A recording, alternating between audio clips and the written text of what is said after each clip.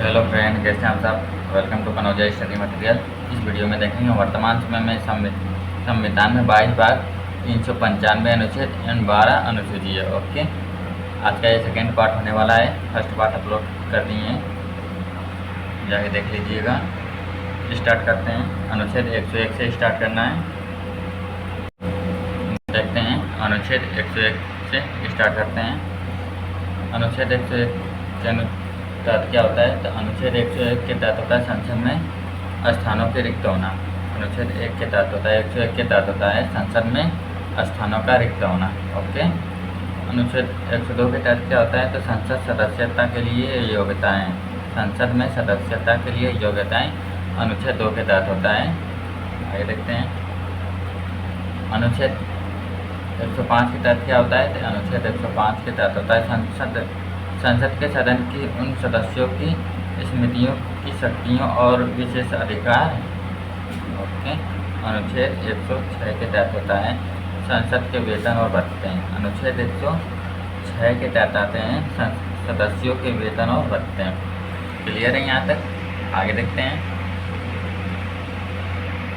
अगला है अनुच्छेद 108 के तहत क्या आते हैं, अनुच्छेद 108 के तहत आते हैं कुछ दशकों में दोनों सदनों की संयुक्त बैठक। कुछ दशकों में दोनों सदनों की संयुक्त बैठक अनुच्छेद 108 के तहत में आते हैं।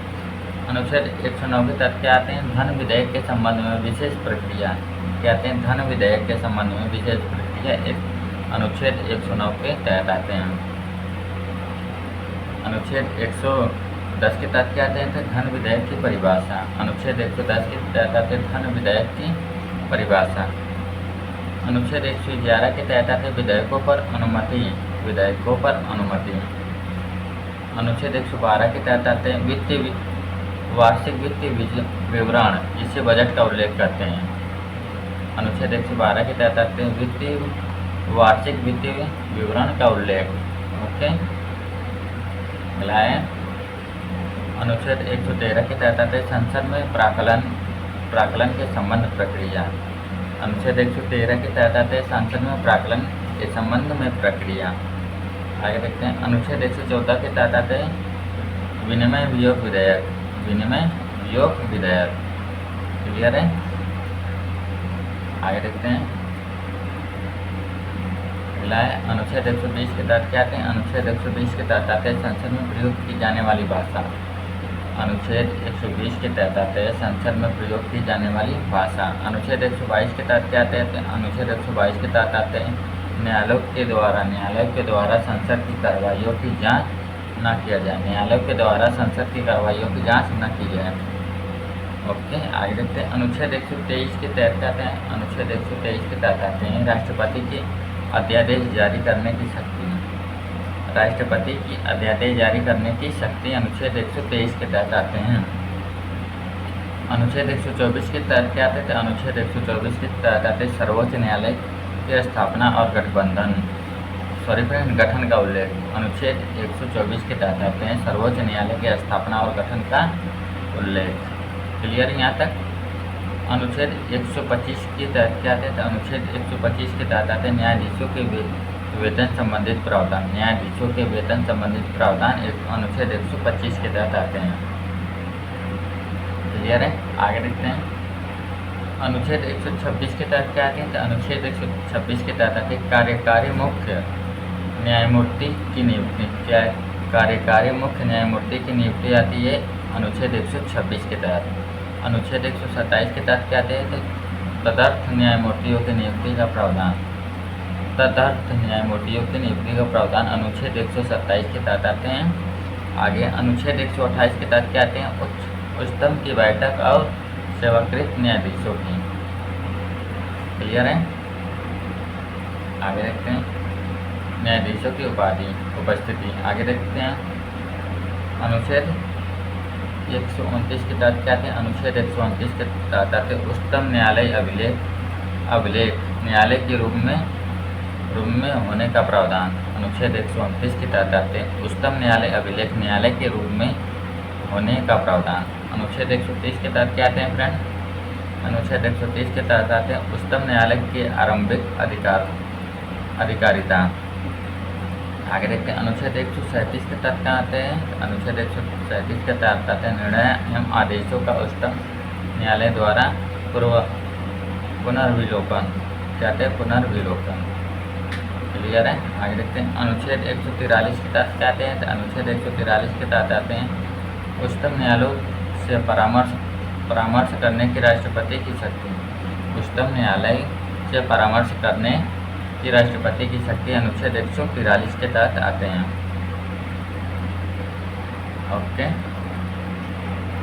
आगे देखते हैं अनुच्छेद 144 के तहत क्या थे। तो अनुच्छेद 144 के तहत आते हैं सिविल एवं न्यायिक पदाधिकारियों द्वारा उच्चतम न्यायालय की सहायक में कार्य किया जाना। अनुच्छेद 144 के तहत आते हैं सिविल एवं नागरिक पदाधिकारियों द्वारा उच्चतम न्यायालय की सहायता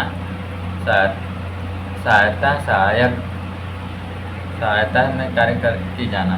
ओके, अनुच्छेद 148 के तहत आते हैं भारत में नियंत्रण महालेखा परीक्षा CAG का उल्लेख। ओके, अनुच्छेद 148 के तहत आते हैं भारत के नियंत्रण महालेखा परीक्षा CAG का उल्लेख। अनुच्छेद 149 के तहत आते हैं नियंत्रक महालेखा परीक्षा के कर्तव्य और शक्तियाँ। नियंत्रक महालेखा परीक्षा के कर्तव्य और शक्तियाँ अनुच्छेद 149 के तहत आते हैं। क्लियर है। अनुच्छेद 150 के तहत क्या आते हैं। तो अनुच्छेद 150 के तहत आते हैं संघ और राज्यों के लेखाओं का प्रारूप। संघ और राज्यों के लेखाओं का प्रारूप किसके अंतर्गत आते हैं। अनुच्छेद 150 के तहत आते हैं। आगे देखते हैं अनुच्छेद 151 के तहत क्या आते हैं। अनुच्छेद 151 के तहत आते हैं समरीक्षा प्रतिवेदन अनुच्छेद 151 के तहत आते हैं। क्लियर है। आगे देखते हैं आगे भाग 6 राज्य अनुच्छेद 152 से 237 तक देखते हैं। भाग 6 राज्य अनुच्छेद 152 से 237 तक देखते हैं। अनुच्छेद 152 के तहत आते हैं राज्य की परिभाषा। अनुच्छेद 152 के तहत आते हैं राज्य की परिभाषा। अनुच्छेद 153 के तहत क्या आते हैं। तो अनुच्छेद 153 के तहत आते हैं राज्यपाल का उल्लेख। 153 के तहत आते हैं। अनुच्छेद 154 के तहत आते हैं राज्य की कार्यपालिका शक्तियाँ राज्यपाल में निहित होगी। अनुच्छेद 154 के तहत आते हैं राज्य की कार्यपालिका शक्तियाँ राज्यपाल में निहित होगी। अनुच्छेद 155 के तहत क्या आते हैं। अनुच्छेद 155 के तहत आते हैं राज्यपाल की नियुक्ति। अनुच्छेद 155 के तहत आते हैं राज्यपाल की नियुक्ति। अनुच्छेद 156 के तहत आते हैं राज्यपाल का कार्यकाल। अनुच्छेद 156 के तहत आते हैं राज्यपाल का कार्यकाल। अनुच्छेद 157 के तहत आते हैं राज्यपाल की योग्यताएँ। अनुच्छेद 157 के तहत आते हैं राज्यपाल की योग्यताएँ। क्लियर है यहाँ तक। आगे देखते हैं अनुच्छेद 158 के तहत क्या आते हैं। अनुच्छेद 158 के तहत आते हैं राज्यपाल के पद की शर्तें। राज्यपाल के पद की शर्तें 158 के तहत आते हैं। अनुच्छेद 159 के तहत क्या आते हैं। अनुच्छेद 159 के तहत आते हैं राज्यपाल की शपथ का उल्लेख। राज्यपाल का शपथ का उल्लेख अनुच्छेद 159 के तहत आते हैं। पहला देखते हैं अनुच्छेद 160 के तहत क्या आते हैं। कुछ आकस्मिकता में राज्यपाल के कृतियों का निर्वहन। अनुच्छेद 160 के तहत आते हैं कुछ आकस्मिकता में राज्यपाल की कृतियों का निर्वहन। अनुच्छेद 161 के तहत आते हैं राज्यपाल की क्षमतान संबंधित शक्तियाँ। राज्यपाल की क्षमतान संबंधित शक्तियाँ अनुच्छेद 161 के तहत आते हैं। अनुच्छेद 162 के तहत क्या आते हैं। अनुच्छेद 162 के तहत आते हैं राज्य की कार्यपालिका शक्ति का विस्तार। राज्य की कार्यपालिका शक्ति का विस्तार अनुच्छेद 162 के तहत आते हैं। आगे देखते हैं अनुच्छेद 163 के तहत क्या आते हैं। तो अनुच्छेद 163 के तहत आते हैं राज्यपाल की सहायता और सलाह के लिए महापरिषद का उल्लेख। महापरिषद का उल्लेख अनुच्छेद 163 के तहत आते हैं। यहाँ तक क्लियर है फ्रेंड। आगे देखते हैं अगला अनुच्छेद 164 के तहत क्या आते हैं। तो अनुच्छेद 164 के तहत आते हैं मंत्रियों के बारे में अन्य उपबंध। मंत्रियों के बारे में अन्य उपबंध अनुच्छेद 164 के तहत आते हैं। आगे देखते हैं अनुच्छेद 165 के तहत क्या आते हैं। तो अनुच्छेद 165 के तहत आते हैं राज्य का महाधिवक्ता, जिसे एडवोकेट जनरल भी कहते हैं। अनुच्छेद 165 के तहत आते एडवोकेट जनरल, राज्य का महाधिवक्ता। क्लियर है? आगे देखते हैं। अनुच्छेद 166 के तहत आते राज्य की सरकार के कार्य का संचालन अनुच्छेद 166 के तहत आते हैं। अनुच्छेद 167 के तहत आते हैं राज्यपाल को जानकारी देने के संबंध में मुख्यमंत्री के कर्तव्य। ओके, अनुच्छेद 167 के तहत आते हैं राज्यपाल को जानकारी देने के संबंध में मुख्यमंत्री के कर्तव्य। अनुच्छेद 168 के तहत आते हैं राज्यों के विधानमंडलों में गठन का प्रावधान अनुच्छेद 159 के तहत आते हैं। अनुच्छेद 169 के तहत क्या आते हैं? अनुच्छेद 169 के तहत आते हैं राज्यों में विधान परिषदों का बनना और भंग करना। ओके, आगे देखते हैं। अनुच्छेद 170 के तहत आते हैं विधानसभाओं की संरचना का उल्लेख, अनुच्छेद 170 के तहत आते हैं। क्लियर है? आगे देखते हैं।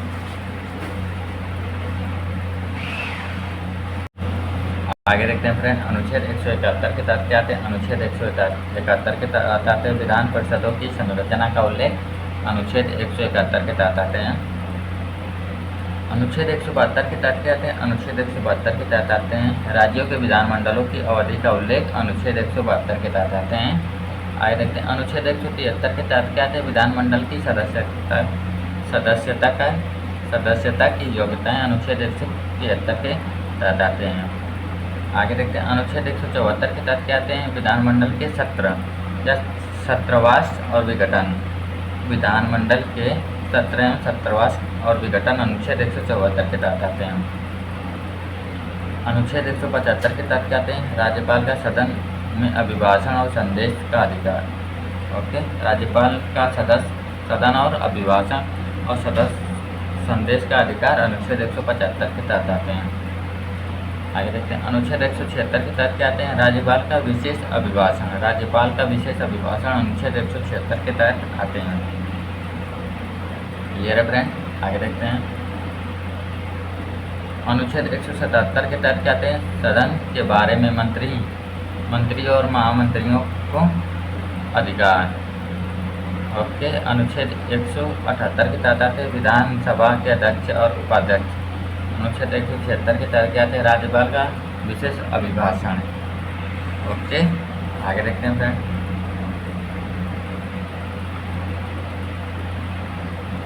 अनुच्छेद 179 के तहत आते हैं विधानसभा अध्यक्ष और उपाध्यक्ष का पद। एक मिनट फ्रेंड देखते हैं। अनुच्छेद 179 के तहत आते हैं विधानसभा अध्यक्ष उपाध्यक्ष पद रिक्त होना और पद त्याग या पद से हट जाना, अनुच्छेद 179 के तहत आते हैं। क्लियर है?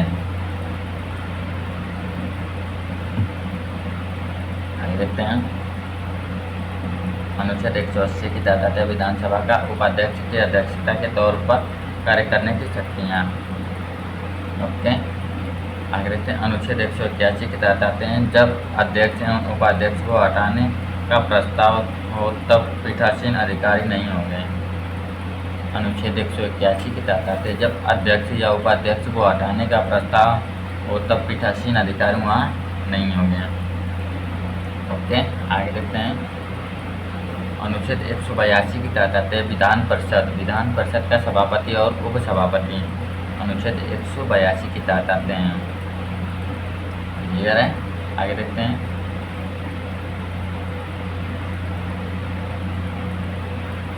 अगला है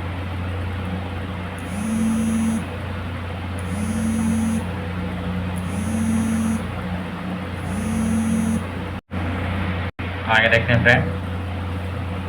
अनुच्छेद 186 के तहत क्या आते हैं? अनुच्छेद 186 के तहत आते हैं अध्यक्ष और उपाध्यक्ष सभापति और उपसभापति के वेतन भत्ते, अनुच्छेद 186 के तहत आते हैं। अनुच्छेद 187 के तहत क्या आते हैं? राज्य विधानमंडल का सचिवालय, अनुच्छेद 187 के तहत आते हैं। अनुच्छेद 188 के तहत क्या आते हैं? अनुच्छेद 188 के तहत आते हैं विधानमंडल के सदस्यों द्वारा शपथ का उल्लेख। अनुच्छेद 100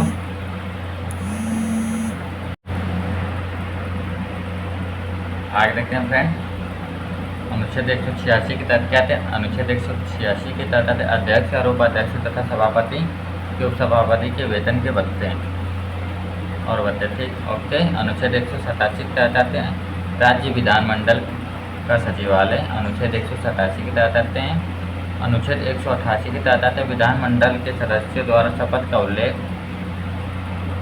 आगे देखते हैं, अनुच्छेद 189 के तहत आते हैं संसद में मतदान रिक्तियों के होते हुए भी सदनों की कार्य करने की शक्ति और गणपूर्ति। अनुच्छेद 179 के तहत आते हैं। क्लियर है? आगे देखते हैं फ्रेंड, अनुच्छेद 190 के तहत क्या आते हैं? अनुच्छेद 190 के तहत आते हैं विधानमंडलों में स्थानों का रिक्त होना। विधानमंडलों में रिक्त स्थानों विधानमंडलों में स्थानों का रिक्त होना अनुच्छेद 190 के तहत आते हैं। अनुच्छेद 191 के तहत आते हैं विधानमंडल के सदस्यों की योग्यताएं। अनुच्छेद 191 के तहत आते हैं। आगे है अनुच्छेद 192 के तहत क्या आते हैं? सदस्यों की योग्यता से संबंधित प्रश्नों का विनिश्चय। ध्यान दीजिए, सदस्यों की योग्यता से संबंधित प्रश्नों का विनिश्चय अनुच्छेद 192 के तहत आते हैं। अनुच्छेद 194 के तहत आते हैं विधानमंडल और उनके सदस्यों की शक्तियाँ और विशेषाधिकार। अनुच्छेद 194 के तहत आते हैं। आगे देखते हैं, अनुच्छेद 195 के तहत क्या आते हैं? अनुच्छेद 195 के तहत आते हैं विधानमंडल सदस्य के वेतन भत्ते का उल्लेख। अनुच्छेद 195 के तहत आते हैं।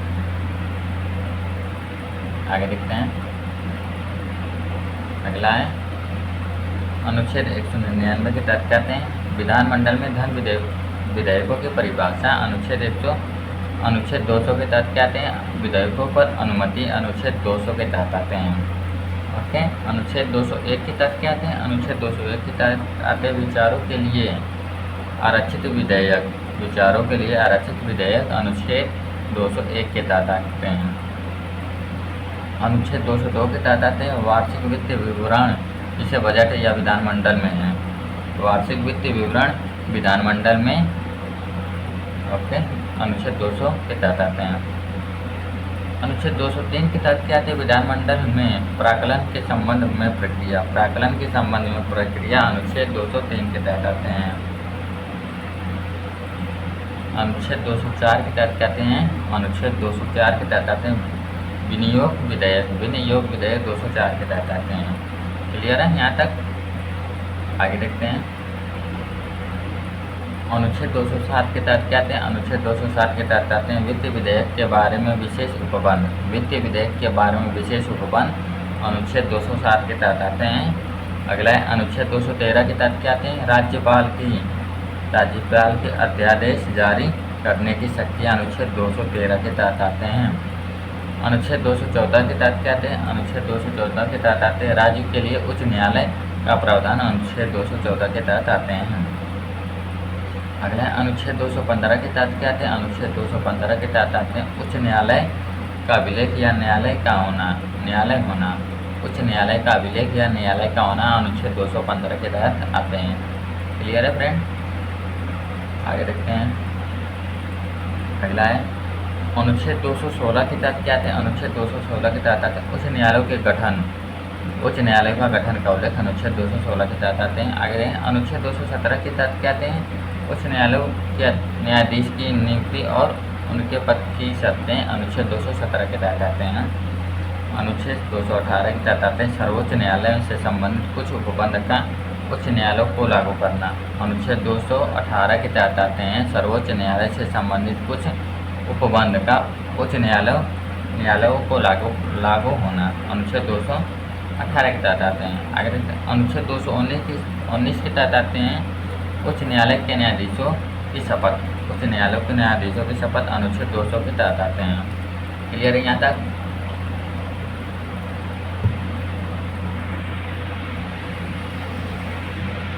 आगे देखते हैं, अनुच्छेद 220 के तहत क्या आते हैं? अनुच्छेद 220 के तहत आते हैं अस्थायी न्यायाधीश रहने के बाद अन्य विधि व्यवसाय पर रोक।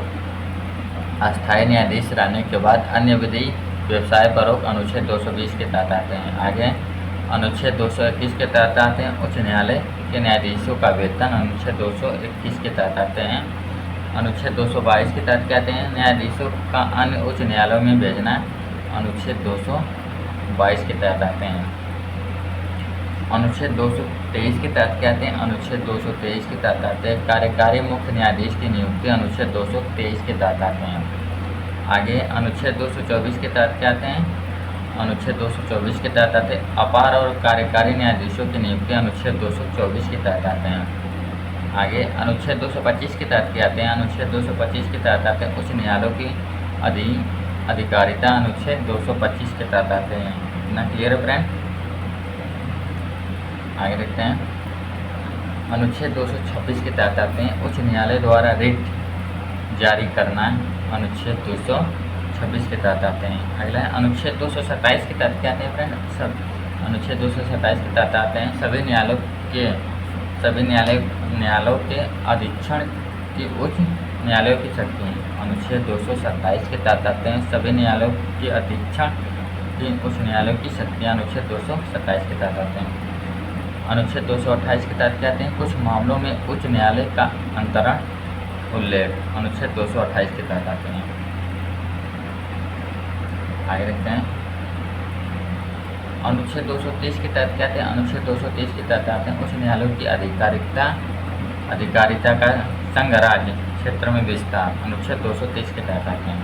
आगे अनुच्छेद 231 के तहत क्या आते हैं दो या दो राज्यों के लिए एक ही उच्च न्यायालय स्थापित करना। अनुच्छेद 231 के तहत आते हैं। आगे अनुच्छेद 233 के तहत आते हैं जिला न्यायाधीश की नियुक्ति का प्रावधान। 233 के तहत आते हैं अनुच्छेद 233 के तहत आते हैं जिला न्यायाधीशों की नियुक्ति का प्रावधान। अगला अनुच्छेद 235 के तहत कहते हैं अधीनस्थ न्यायालय पर नियंत्रण। अधीनस्थ न्यायालय पर नियंत्रण 235 के तहत आते हैं। क्लियर है? आगे देखते हैं भाग 8 संघ राज्य क्षेत्र। अनुच्छेद 239 से 242 तक क्या आते हैं संघ राज्य क्षेत्र आते हैं। देखते हैं अनुच्छेद 239 के तहत कहते हैं संघ राज्य क्षेत्रों के प्रशासन का उल्लेख। अनुच्छेद 239 के तहत आते हैं। अगला है अनुच्छेद 240 के तहत कहते हैं कुछ संघ राज्य क्षेत्रों के लिए विनिमय बनाने की राष्ट्रपति की शक्ति। अनुच्छेद 241 के तहत कहते हैं संघ राज्य क्षेत्रों के लिए उच्च न्यायालय का प्रावधान। अनुच्छेद 241 के तहत आते हैं। क्लियर है? आगे देखते हैं आगे भाग 9 से और 10 अनुच्छेद 243 के तहत आते हैं पंचायतों का उल्लेख। अनुच्छेद 243 के तहत आते हैं। अनुच्छेद 244 के तहत कहते हैं अनुसूचित और जनजातीय क्षेत्रों का प्रशासन। ओके, आगे देखते हैं फ्रेंड भाग 11 संघ और राज्यों के बीच संबंध। अनुच्छेद 245 से 263 तक कहते हैं संघ राज्यों के बीच संबंध। अनुच्छेद 245 के तहत कहते हैं संसद द्वारा राज्यों के विधानमंडलों द्वारा बनाई गई विधियों का विस्तार। 245 के तहत आते हैं। अनुच्छेद 239 के तहत कहते हैं अवशिष्ट विधायिक शक्ति। अनुच्छेद 248 के तहत आते हैं। आगे अनुच्छेद 252 के तहत कहते हैं दो या अधिक राज्यों के लिए सहमत से विधि बनाने की संसद की शक्ति। अनुच्छेद 252 के तहत आते हैं। ओके, आगे देखते हैं फ्रेंड अनुच्छेद 254 के तहत कहते हैं अनुच्छेद 254 के तहत आते हैं संसद द्वारा बनाई गई विधियों और राज्यों के विधानमंडल द्वारा बनाए गए विधियों में असंगत। अनुच्छेद 254 के तहत आते हैं। अनुच्छेद 256 के तहत कहते हैं राज्यों की और संघ की बाध्यता। अनुच्छेद 256 के तहत आते हैं। अनुच्छेद 257 के तहत कहते हैं कुछ दशाओं में राज्यों पर संघ का नियंत्रण। अनुच्छेद 257 के तहत आते हैं। आगे देखते हैं अनुच्छेद 262 के तहत क्या आते हैं अंतर्राज्यीय नदियों के जल संबंधित विवादों का न्याय निवारण। अनुच्छेद 262 के तहत आते हैं नदियों के जल संबंधी विवादों का न्याय निर्णय। अगला अनुच्छेद 263 के तहत क्या कहते हैं? अंतर्राज्यीय विकास परिषद के गठन का उल्लेख अनुच्छेद 263 के तहत आते हैं। आगे देखते हैं भाग 12 वित्तीय संपत्ति संविदाय और वाद अनुच्छेद 264 से हैं, 264 से 300A तक। ओके फ्रेंड, आगे देखते हैं 266 नंबर। अनुच्छेद 266 के तहत कहते हैं भारत की संचित निधि का उल्लेख 266 के तहत आते हैं। अनुच्छेद 267 के तहत आते हैं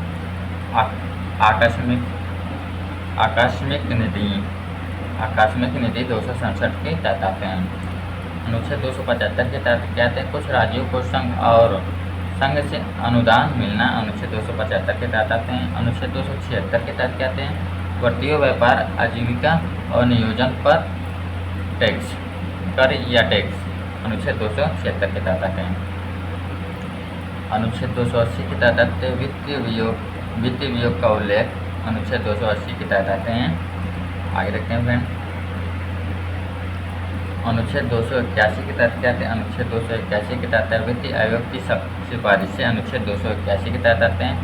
अनुच्छेद 292 के तहत कहते हैं, अनुच्छेद 292 के तहत आते हैं भारत सरकार द्वारा उधार लेना। अनुच्छेद 293 के तहत कहते हैं राज्य सरकार द्वारा उधार लेना। अनुच्छेद 298 के तहत कहते हैं व्यापार करने से अधिकार। अनुच्छेद 299 के तहत कहते हैं संविदाएँ। अनुच्छेद 301 के तहत कहते हैं संपत्ति का अधिकार, अनुच्छेद 301 के तहत आते हैं। आगे देखते हैं भाग 13 से 14। अनुच्छेद 301 के तहत कहते हैं भारत देश में व्यापार वाणिज्य और समागम की स्वतंत्रता, अनुच्छेद 301 के तहत आते हैं। आगे देखते हैं अनुच्छेद 309 के तहत कहते हैं संघ या राज्यों की सेवाएं करने वाले व्यक्तियों की भर्ती और सेवाएं की शर्तें हैं। अनुच्छेद 312 के तहत कहते हैं अखिल भारतीय सेवाओं का उल्लेख। अनुच्छेद 313 के तहत कहते हैं समकालीन उपबंध। ओके, अनुच्छेद 315 के तहत कहते हैं संघ और राज्यों के लिए लोक सेवा आयोग जैसे UPSC अदर स्टेट PCS का उल्लेख इसके किस अनुच्छेद में आता है? अनुच्छेद 315 के तहत आते हैं। ओके, आगे देखते हैं